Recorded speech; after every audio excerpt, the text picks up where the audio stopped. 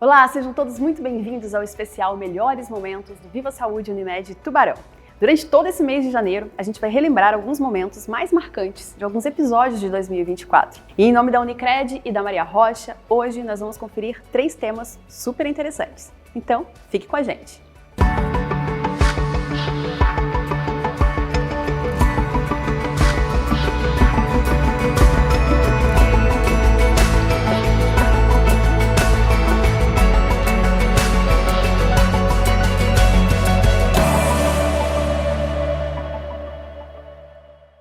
A gente começa falando sobre as doenças respiratórias em crianças. Neste período, as crianças são mais propensas a contrair essas doenças porque passam mais tempo em ambientes fechados, aumentando a exposição ao vírus como influenza. Vamos relembrar os melhores momentos do episódio com o pediatra Dr. William Esmeraldino. Vamos começar falando sobre esses casos. Realmente, na sua visão, aumentaram os casos esse ano? Porque a sensação que a gente tem, até como mãe, é que a emergência está sempre cheia, né? A gente conversa com uma mãe, com outra, todo mundo, não, meu filho também está doente. Você consegue observar essa relação de que esse ano teve um aumento no número de casos? Principalmente agora no verão, talvez, né? Não precisa nem chegar o inverno para que os casos aumentassem. Aquela questão do isolamento da pandemia, onde a gente teve uma baixa realmente de transmissão de vírus entre as crianças e os adultos também, né? Pelo isolamento que eles fizeram, né, que a gente fez, diminuiu bastante nessa época. E quando a gente retornou então à exposição, botar as crianças na escola, ter todo esse contato novamente, parece que os vírus sofreram algumas mutações ou ficaram mais resistentes, ou a imunidade das crianças ficou um pouco mais frágil. Isso está todo mundo estudando isso ainda. Então, realmente, depois da pandemia para agora, a gente está percebendo que aumentaram muito os números de quadros respiratórios, né? Não só os quadros respiratórios também, no verão teve os quadros de gastroenterite aguda, que são as diarreias, os vômitos, né? E tá diferente, realmente as crianças alguns casos estão ficando mais graves. Esse ano a gente está pegando bastante bronquiolite, com quadro de pneumonia bacteriana associada. Então, geralmente a criança está lá com uma tosse, uma gripe, de repente ela começa a apresentar uma febre 38,5, 39, 40. Aí a mãe leva no plantão, faz um raio-x de tórax e percebe-se, né, ou faz o diagnóstico de que tem uma consolidação, que é uma pneumonia, e aí começa alguns tratamentos, né? E essa pneumonia, quando ela é por bactéria ou vírus, é diferente? Isso, tem bastante diferença, né? Geralmente as pneumonias virais são tranquilas, a criança sozinha, somente só com alimentação, com hidratação, cuidados, né, de higiene nasal, acabam melhorando sozinho o organismo, cura dessa pneumonia viral. Mas quando essa pneumonia vira bacteriana, aí tem a necessidade do uso de antibiótico. O que a gente está percebendo a quantidade de crianças que estão precisando de antibiótico está bem alta agora, tá? E em alguns casos, às vezes, precisa até internar para fazer esse tratamento, né? Às vezes um paciente que quase nunca ficou doente, quase nunca ficou gripado, de repente pega uma gripe, que é bem comum nessa época agora, e depois de 2, 3 dias a mãe diz que ele começa a ficar mais caidinho, a tosse piora, vai no plantão, faz um raio-x, uma baita pneumonia. Aí acaba, às vezes, dependendo da conduta médica, precisando internar e fazer antibiótico, né? Mas então a evolução você também percebe que talvez pode ser mais rápida? Elas estão mais rápidas agora. Claro, tem criança que pega uma gripe e não tem nada. Não tem nada. Mas alguns casos que a gente, pelo menos na prática, a gente via que antigamente, sei lá, de 10 crianças que pegavam uma gripe ou um resfriado, né, a maioria evoluía bem. Hoje a gente está vendo que 2 a 3 já pode ter algumas complicações, né, que é essa pneumonia, uma infecção de ouvido, uma sinusite. Então os quadros respiratórios estão bem alterados agora, estão bem elevados, né? Sim. Doutor, como é que a gente diferencia se é uma pneumonia viral ou bacteriana? Isso, pela clínica, né, geralmente as pneumonias virais vão cursar com febres mais baixas, 37,5, 38, 38,5 no máximo. A criança não vai estar tão caidinha, né? Não vai sentir tanta falta de ar quanto a pneumonia bacteriana, né? E ela costuma evoluir em 5, 7 dias, ficar curada. As bacterianas não. As bacterianas, se não entrar com antibiótico, a tendência é essa consolidação, essa pneumonia aumentar e a criança começar a entrar no quadro de insuficiência respiratória. Às vezes tem um derrame pleural, que é quando o pulmão já está com tanta consolidação, né, e a bactéria já se espalhou tanto que acaba essa pneumonia estourando o pulmãozinho e às vezes a gente precisa daí internar para fazer algum procedimento, né, nesse tórax. Então, existe bastante diferença da pneumonia viral da bacteriana. E isso tá avaliando a criança todo dia, né? Os pais estão percebendo como é que ela está, como é que está a alimentação dela, como é que está a tosse, como é que está a febre. E o pai percebendo que a criança fica mais prostrada, não está comendo, está com uma febre persistente, 39, direto custa baixar, né? E mais cansadinha para respirar, né? Ela começa geralmente a fazer mais esforço respiratório no abdômen, respirar mais ofegante, aí levar para o plantão para dar uma avaliada e fazer um raio-x, né? Porque Nesses casos. Muitos pais às vezes podem achar que não, né? Vamos dando um remedinho, vamos fazendo alguma coisa paliativa em casa, e realmente nesses casos é importante eu acho que é importante evitar a automedicação, né? Então, toda criança que começar com um quadro agora de febre alta, 39, 38,5, tosse, ficar mais caidinha, ficar aborrecida, a gente sempre orienta como pediatra os pais até observarem 24 horas essa febre em casa, se a criança tiver só uma febre, né? Mas se a criança já tiver com um quadro assim de tá vomitando demais, tá com muita tosse, tá ficando cansadinha, não precisa aguardar 24 horas para procurar um atendimento médico. Doutor, as fisioterapias respiratórias, nesse caso, elas são uma fonte de apoio para vocês também? Sim, a físio são as nossas salvadoras, assim, Os vamos dizer anjos. assim, nossos anjos, que realmente o trabalho delas é fundamental na recuperação desses quadros de bronquiolite, pneumonia viral, pneumonia bacteriana também. A fisioterapia infantil hoje, falar como pediatra, né, ela ajuda muito na recuperação dos nossos pacientes. A gente vê isso desde a UTI neonatal até as crianças maiores, né? Então, realmente ajudam bastante. Então, alguns quadros de bronquiolite que o bebê está chiando bastante, que a mãe está vendo que está custando a melhorar, faz uma fisioterapia respiratória que ajuda. E essa fisioterapia, se a gente for explicar no corpo, o que acontece para ela ajudar? São movimentos que ajudam a liberar alguma coisa? As técnicas que elas usam ajudam essa criança que tem dificuldade, às vezes, de soltar essa secreção, com a fisioterapia solta bastante. E aí, desde a lavagem nasal que elas fazem, que é da maneira mais correta, né? Essa lavagem, as aspirações que às vezes precisa fazer e essas manobras que elas fazem para soltar essa secreção ajuda muito na recuperação da criança. E doutor, eu tenho um bebê, né, de 1 ano, e ele fez bastante fisioterapia respiratória, e uma das dúvidas que eu tive, e que ela disse que muitas mães também têm, é que quando a criança ela tá com um catarro na parte de cima, né, se esse catarro é o que vai pro pulmão, o do nariz, ou se, sabe, a minha confusão, assim, será que ele tá engolindo esse catarro e esse catarro tá indo pro pulmão? Aí ela falou, não, esse catarro, o catarro de cima é o que tá em cima, o que tá no pulmão é o que vai ser liberado. Existe essa confusão mesmo, né? Sim, mas a Fisio sabe avaliar não, bem isso, eu tava né? com a dúvida e perguntei para ela. Entendi, e ela me explicou. Isso. Então, um quadro de viária superior, ela sabe avaliar e ver que a criança só com uma sinusite ou só tá com resfriado ou uma gripe que precisa fazer lavagem nasal, né? E daí não dá para fazer Pelo as exame manobras, físico, ela consegue, né, fazer a ausculta pulmonar, ver se tem secreção pulmonar também. Em nome da Unicred da Maria Rocha, agora a gente vai falar sobre obesidade. Uma epidemia global que tem crescido a taxas alarmantes. Considerada uma doença crônica, a obesidade é desafiadora, uma doença para tratar a longo prazo e que reflete mudanças no comportamento e na alimentação da população. Vamos relembrar os melhores momentos do episódio com o cirurgião do aparelho digestivo, o Dr. Ricardo Reis. A gente está aqui para esclarecer, tentar fomentar esse assunto tão interessante, né? Tão pujante, e uma doença hoje que é uma pandemia, né? A gente vê vários países, a grande maioria, com mais da metade da população das pessoas com grau de sobrepeso. Isso tem um impacto na saúde pública, na expectativa de vida das pessoas, na qualidade de vida, então é muito importante a gente trazer esse tema. Pois é, doutor. Hoje no Brasil, até peguei alguns dados, que a obesidade ela já está atingindo mais, até quase 7 milhões de pessoas no Brasil. Para a gente tentar contextualizar um pouquinho, mudança de hábito, estilo de vida, o que você sugere que pode ter essa epidemia hoje dessa obesidade? Acho que são vários fatores, né?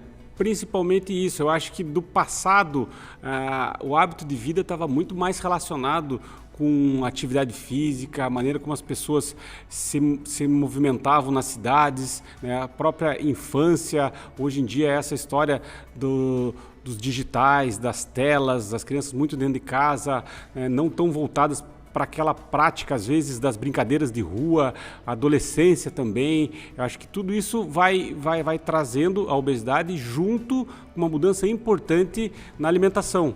Então hoje a gente vê muita alimentação processada, né? A gente tem aquela frase que a gente hoje abre muito mais embalagens do que descasca, por exemplo, frutas, lava verduras, e isso vai trazendo um impacto de uma inflamação no organismo, gerando alteração da saciedade, né? com obesidade. E o que é a obesidade, se a gente fosse conceituar? É o acúmulo de gordura, né, que pela Organização Mundial de Saúde existe um índice que se chama índice de massa corporal, que talvez não seja a maneira mais correta para definir a obesidade, mas é a mais possível em grande escala, que é um número matemático, qualquer pessoa pode fazer com papel e caneta, onde se pega o peso da pessoa e divide pela altura ao quadrado, a altura multiplicada por ela mesma, e vai dar um índice, que é um índice de quilos por metros quadrados. Esse número, o ideal é que esteja entre 20 e 24,9 e 25, vamos dizer assim, que é o peso normal. Quando esse índice está abaixo de 20, é baixo peso, por alguma situação de desnutrição ou alguma outra doença. Também não é saudável. Também não é saudável. E de 25 a 30 seria aquele paciente com sobrepeso, de 30 a 35 obesidade grau 1, 35 a 40 obesidade grau 2 e acima de 40 obesidade grau 3, né, que já se denominou até a tal da mórbida, para as pessoas entenderem, né, que esse nome eu acho que não tem como você classificar uma pessoa com uma doença como obeso mórbido, já existe o rótulo pejorativo do obeso. Você imagina o obeso mórbido. Então é a obesidade grau 3 hoje. Né? E só que esse índice não é o mais correto porque ele pega o peso absoluto. Sim. Então assim, a gente tem que pressupor que é gordura, mas eventualmente um indivíduo extremamente musculoso, por exemplo, aquele peso é massa magra, que a gente fala, que não é uma obesidade, mas assim, a grosso modo, a gente consegue definir. Existem outros exames, um exame, por exemplo, que é uma balança de bioimpedância, ele consegue definir o que é percentual de massa magra, massa gorda, e aí a gente consegue definir. E a partir do momento que a gente tem esse paciente com sobrepeso, esse indivíduo ele deve ser tratado. A obesidade, ela é uma doença crônica? Uma doença crônica e incurável. Isso. Né? Então, eu queria que você explicasse um pouquinho sobre isso. O que é uma doença crônica, né? E por que ela não tem cura? É uma condição do indivíduo, né? Aquele organismo ali, né? Estava pressuposto a isso, ele desenvolveu e a gente vai ter condições de tratar e manter esse paciente fora daquele índice de obesidade, fazendo com que ele não tenha as complicações da obesidade. Porque o que vai gerar maiores problemas para o paciente não é em si a obesidade, mas são as complicações, que são as doenças que vão vir. Diabetes, pressão alta, doenças articulares, uma alteração na coluna vertebral com dores, alteração no joelho, doença do refluxo, que é azia, queimação, aquele desconforto, esteatose hepática, que é a gordura no fígado, que pode levar a transplante hepático, inclusive é uma das causas maiores de transplante hepático hoje nos Estados Unidos. Né? A obesidade é a maior causa? Neoplasias, né? Neoplasia gerando essa gordura no fígado mais grave, que chama esteatohepatite não alcoólica, né? Ou esteatose hepática. E vários tumores, tumores de mama, tumores de endométrio, neoplasia do cólon, do intestino grosso, estão relacionados com a obesidade. Isso são as complicações da obesidade, gerando diminuição da expectativa de vida, diminuição da qualidade de vida. Com certeza. Doutor, a obesidade ela pode ser genética também? Também. Existem algumas obesidades até bem mais graves, né? Então tem esse fator genético. Ela é multifatorial. Né? A obesidade ela tem muita relação com aquelas opções do indivíduo, né? Ela tem relação com o meio em que esse indivíduo está, tem relação com a genética e às vezes tem relações com eventos, vamos dizer assim, agudos da vida da pessoa. Eventualidades relacionadas a um fim de um relacionamento, a um quadro depressivo, depressivo, um acidente automobilístico em que esse indivíduo ficou acamado. Eu já tive um paciente no consultório essa semana que ele me relatou que aos 19 anos ele era um praticante de esporte, super bem, ele teve um acidente de moto, ele demorou 1 ano e meio para resolver todas as suas fraturas e ter uma reabilitação assim, né? E nessa fase ele ganhou 36 quilos, isso fazem 10 anos. E ele vem combatendo a obesidade, mas ele não conseguiu. E aí talvez a gente pense em algum tratamento mais específico, com cirurgia, algumas coisas assim. Né? Doutor, primeiro a gente está explorando esse mundo aí da obesidade para depois a gente falar da cirurgia, porque eu acho importante a gente dar esses contextos, né? Existe já crianças obesas? Existem crianças obesas, existe uma preocupação importante assim da pediatria com isso, porque se você colocar a obesidade como uma doença crônica e com o tempo ela vai levando as complicações, que era aquilo que a gente estava comentando, se essa doença começa, quanto antes ela começa, mais grave ela vai ficar. Então você imagina, se a gente já tem as crianças obesas, nós vamos ter adultos jovens hipertensos, diabéticos, que seriam normalmente aqueles pacientes com 45, 50, 60 anos. Não, mas se já começou lá na infância, esses pacientes depois de 20, 25 anos com obesidade já vão começar a apresentar as complicações. E em nome da Unicred e da Maria Rocha, agora a gente vai falar sobre doenças vasculares, focando nas varizes. Essas condições afetam milhares de pessoas e são influenciadas por fatores como tabagismo, diabetes, pressão alta e colesterol alto. Vamos conferir os melhores momentos do episódio com o Dr. Felipe Mamprim e entender como a prevenção pode ajudar na saúde vascular. O que faz um cirurgião vascular? Bom, o cirurgião vascular é um subespecialista, ou seja, nós precisamos ter um pré-requisito de cirurgia geral. Depois da faculdade de medicina, o cirurgião presta um outro concurso, que se chama residência médica. Então nós fazemos 2 anos de cirurgia geral, que atualmente são 3 anos, para depois você prestar um segundo concurso de cirurgia vascular, que é onde nós nos aprofundamos no tratamento cirúrgico e clínico das doenças da circulação. Circulação, a gente pode falar membros superiores, membros inferiores, circulação do corpo inteiro. Normalmente o cirurgião vascular ele trata da circulação dos braços, dos membros superiores, das pernas e do abdômen e do pescoço. A circulação do crânio e do tórax normalmente são tratados por outros médicos. No caso do crânio, do neurocirurgião, e no caso do tórax, do coração, do cirurgião cardíaco ou o cirurgião torácico. Certo. Doutor, vamos falar então agora um pouquinho sobre a importância, né? A gente estava conversando aqui antes de começar a gravar, mas o nosso corpo então ele é formado, né, por essas veias, por essas artérias. Qual é o benefício delas, né? O que elas fazem no nosso corpo? Bom, então os principais vasos do corpo são as artérias, as veias e os linfáticos. De uma maneira bem geral, os vasos arteriais, eles saem do coração e levam nutrientes aos tecidos. As veias, os vasos venosos, eles retiram o sangue que foi metabolizado pelos tecidos e levam de volta ao pulmão e ao coração, e os vasos linfáticos recolhem a linfa, que a grosso modo seria então um líquido excedente dos tecidos. E tudo isso ajuda a gente no quê? Bom, ajuda é como se fosse o óleo de um motor. Tá. Então, basicamente, o sangue ele tem várias funções, uma delas é levar oxigênio aos tecidos. Então o sangue é um conduto de nutrientes aos nossos tecidos, às nossas vísceras e aos nossos membros. E daí, por algum motivo, acontece alguma coisa que começa a inflamar. Eu queria que você explicasse um pouquinho para a gente entrar em alguns desses problemas que podem ocorrer, né? Então, a doença, primeiro falando sobre as doenças arteriais, que ainda bem que são menos prevalentes, mas são doenças que basicamente elas levam ao entupimento, ao endurecimento da parede dessa artéria. Isso faz com que ocorra uma diminuição da irrigação desse órgão ou desse membro. Então as artérias elas sofrem um processo de degeneração, placas de gordura são depositadas no interior dessas artérias e levando assim a uma diminuição do fluxo sanguíneo. A doença mais comum que acontece nos membros inferiores chama-se doença arterial obstrutiva periférica, que, como o próprio nome diz, interrompe a circulação, levando o paciente a ter dor para caminhar, normalmente dor na batata da perna quando caminha algumas distâncias. Isso é causado basicamente por pressão alta, colesterol alto, cigarro ou diabetes.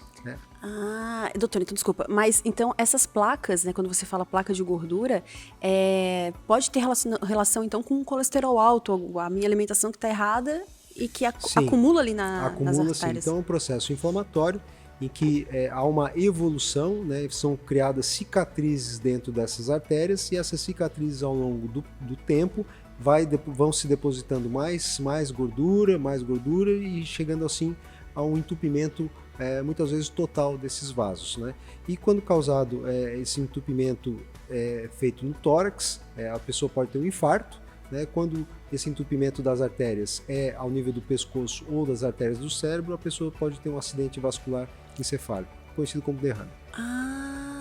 Então assim, as artérias, elas estão pelo meu corpo. Se acontece em determinada região, por exemplo, no tórax, né? No coração, nas artérias coronárias, a pessoa tem um infarto. E se for nas pernas? A pessoa tem o que a gente chama de trombose arterial, que é uma interrupção da irrigação sanguínea dos músculos e dos outros tecidos dos membros inferiores. E pode acabar perdendo a perna? Pode. Infelizmente, essa é uma condição que, com o passar do tempo, se não for tratada, identificada e corrigida a tempo, pode levar a uma necrose, ou seja, uma morte daquele tecido, e levando assim, então, muitas vezes, a amputação dos membros inferiores. Porque a gente fala muito do entupimento das artérias em relação ao infarto, né? E as pessoas...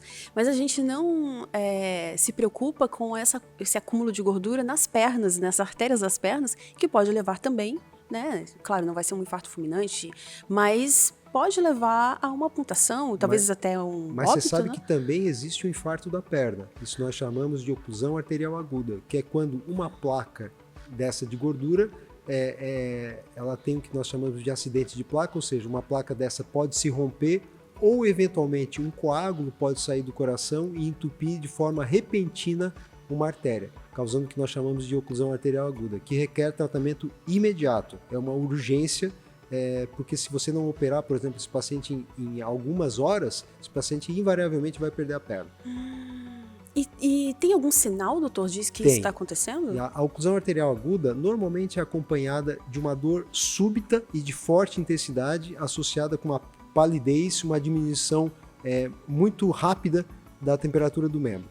Então, quando isso acontece, normalmente acontece em pacientes já com uma predisposição ou que já tem um problema cardíaco, que já tem uma arritmia e que muitas vezes há um deslocamento desse coágulo e entupimento das artérias, exigindo dessa forma uma cirurgia de urgência, para tentar restaurar a circulação sanguínea. E doutor, isso pode ser hereditário? Olha, existem evidências que a aterosclerose tem um componente hereditário, mas mais importante nesse caso da doença arterial periférica são outros fatores de risco, como diabetes, hipertensão, dislipidemias, que é o colesterol alto, e o tabagismo. O tabagismo. A gente vai entrar agora nessa parte do tabagismo, porque ele também é responsável por outras doenças da sua área, né, doutor? Ah, certeza, né? Por exemplo, tem a trombogênite obliterante, que é uma doença muito ligada ao hábito de fumar, né? E o hábito de fumar ela gera inflamações, sem falar no potencial de doenças neoplásicas, né? De cânceres, doenças pulmonares e outras doenças relacionadas ao tabaco, né? Nessa doença, doutor, como que o cigarro, o que acontece para as pessoas entenderem assim? Ele induz a uma inflamação das microartérias. Basicamente, existem artérias grandes, médias e pequenas. Então, o cigarro, ele gera uma inflamação dessas microartérias. Ao passo que as placas de colesterol, as placas de gordura, geram entupimento das artérias maiores. Gostou desse episódio? Então não perca o próximo na quinta-feira que vem pelas plataformas de áudio e vídeo da Unimed Tubarão. Até mais!